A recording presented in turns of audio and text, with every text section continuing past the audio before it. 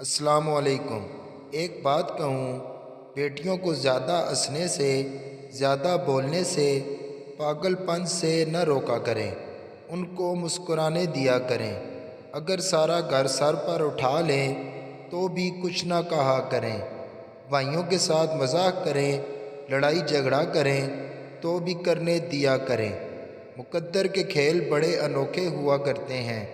جب تقدیر کا تھپڑ پڑتا ہے تو یہی لڑکیاں، یہی بیٹیاں، یہی شہزادیاں، یہی پریاں، یہی بہنیں مسکرانا تو دور کی بات ہے، بولنا تک بھول جاتی ہیں۔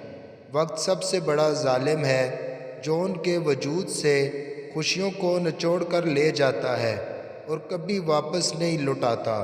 اللہ پاک ہر بیٹی اور بیٹے کا نصیب اچھا کرے، ان کی عزت مان حوصلہ سلامت رکھے، آمین۔